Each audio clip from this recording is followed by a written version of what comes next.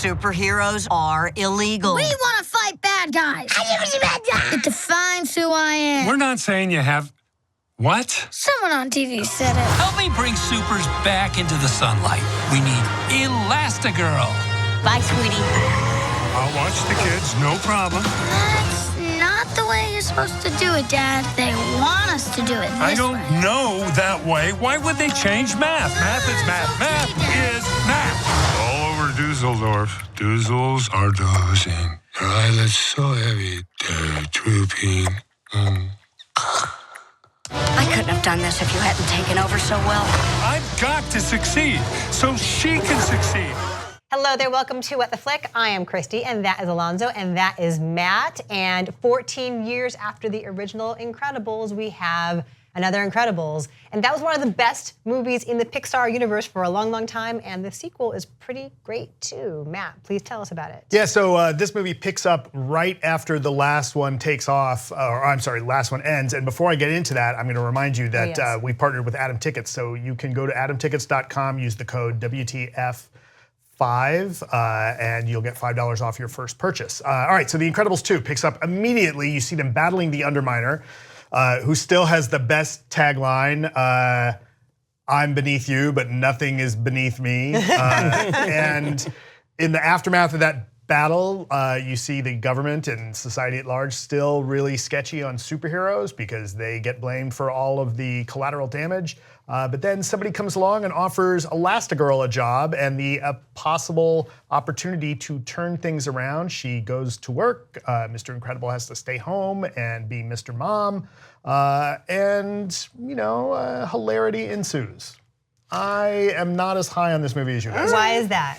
What's wrong with it? Pick it apart. Why do you hate Pixar? I don't hate Pixar. I like it. It's good. It's fun. It's a good time. It's predictable. You see a bunch of stuff coming a mile away, and you know, my other issue with this movie is one of the frustrations I have with some of the Pixar sequels is that Pixar has done a really good job for the most part. Every time we get a new movie, we get things in these movies that we've never seen before, and this one we don't. And it's still very good. I'm not saying it's bad.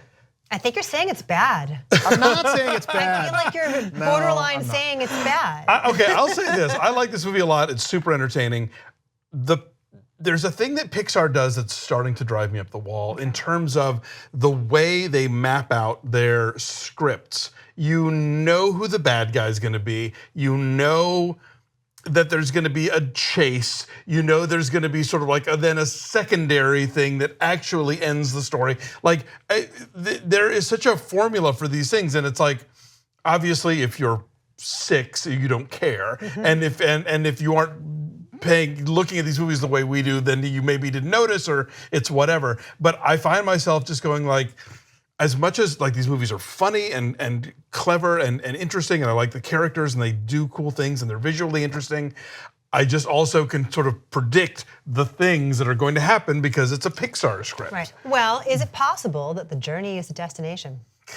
Is it possible that you're not looking for like Hitchcockian twists in a Pixar movie, and we know that certain things are going to happen, sure, and you know who the bad guys are because there's only so many people in this movie. Right? I'm not saying they have to be like twists. I'm just saying there's this literal thing of like, okay, if someone who is rich and or famous and seemingly helpful in Act 1, you know, that kind of thing. So the moral from Pixar is don't trust rich and famous people. Well, and don't buy any of the merchandise they're trying to sell you. Look, there's a couple things going on in this movie. One, I feel like it takes 0 chances. It's a movie that gives you exactly what you expect out of an incredible sequel, and that's fine, but there's no surprises. It's, you know, I do like the production design. I think that it moves along pretty well. It doesn't overstay its welcome. But here's the other issue that I take, you know, this isn't really the movie's fault. Maybe don't lead this movie with one of the best shorts that Pixar's ever given us. Yeah, so Bao is amazing. It's the short before this movie and directed by Domi Shi, who is the first, we mentioned this a couple days ago, the first woman ever to direct one of these Pixar shorts. 28-year-old Chinese-Canadian director Domi Shi. And I don't want to tell you too much about it, because that has surprises, and that has twists, and that has emotional ups and downs and emotional investment. And anyway, it's just trust devastating. me that it's great. And I went from laughing hysterically to tears streaming down my face within seconds. It's great. I thought it was lovely. I didn't think it was the greatest of the shorts, but I'm not a parent. You're heartless. I'm not a parent. No, I liked it fine, and I liked Incredibles 2. Like somehow this got derailed into like we're just complaining about this movie. It's very funny. It's very entertaining. I'm glad it exists. It has the sort of good Brad Bird sense of like pacing and excitement, and sort of coming up with new and bigger, crazy ways to get through to these action sequences. You're right. It doesn't necessarily raise the stakes of the first Incredibles as much as you might want it to, but I was never bored. Yeah. I had a blast, and Brad Bird does here what he did so well with the original, is that he balances this grounded sense of what it takes to be a family with the idea of any family can be spectacular, right? And your life might seem or feel mundane, but their adventure is possible. So it works on those two levels really beautifully. The first one did. This one does as well. It does not reinvent the wheel, but it does what it does really, really well. And it's thrilling. I love the look of it. I love the house they move into. Oh, yeah. This mid-century modern, like James Bond villain lair in the hills. It is gorgeous. It looks like that house that's up at the top of the hill that you see as you're driving north on the 101 and the Coanga Pass. And there's that right. There's a couple of them. There's one at the top of Fairfax that's like that Yes. too. But Jack for Jack, LA locals. Jack steals his entire movie. Jack, I'm just gonna say he Contains multitudes. He is growing up, and he's a blast to watch. And I look forward to what will be the inevitable spin-off or sequel that is just about Jack.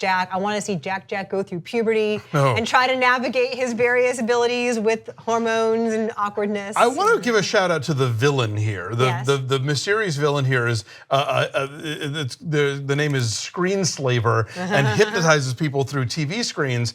And it's an interesting idea both for the sort of mid-60s futurism look of the film, where sort of, everybody's got their televisions, but for now as well, where the kids and the screens and the thing. So, I think they're sort of trying to say something with that character that, again, the Pixar often will tell you don't buy the merchandise. Like but then download our app. Exactly. There is sort of like I don't know if they're having their cake and eating too, or they're being really subversive, but in any event, I admire the thought behind it. So I'm glad you brought that up, because there was a thing that happened in this movie when the screensaver takes people over. The screenslaver takes people over, and it made me think of that Pokemon episode that was giving people seizures. I was thinking that too. And so there's flashing. There's like a flashing room. Oh yeah, I was thinking that and too. so that's the thing. Like, if this, I would think Disney would be cognizant of that sort of thing, but yeah, if you have an epileptic in the house, you might check first to make sure that's not going to be a thing. If you are the type of person that would have been had a seizure induced by what happened in that Pokemon episode, I'm not sure that this movie might not do something similar. Now, I'm not a medical professional. I don't know, but but you play one on TV. No, there is. I mean, I don't know if it quite counts as strobing, but there's some definitely like. There's vivid, like a room that's claustrophobic and stroby. Yes, but the whole cast is back from the original. Craig T. Nelson, Holly Hunter is amazing in this, and Sarah Vowell. Yeah, and Bob Odenkirk and Catherine Keener, and Samuel L. Jackson, of course, is back as Frozone. It's really fun, and it moves really well. It's paced beautifully, it's gorgeously detailed, and bow. So my number is what it is. A lot of that I'm adding in bow number. So my number is an 8.8. Get there early and see everything. 8.5. This is the kind of movie that is why we like Pixar, because it does this.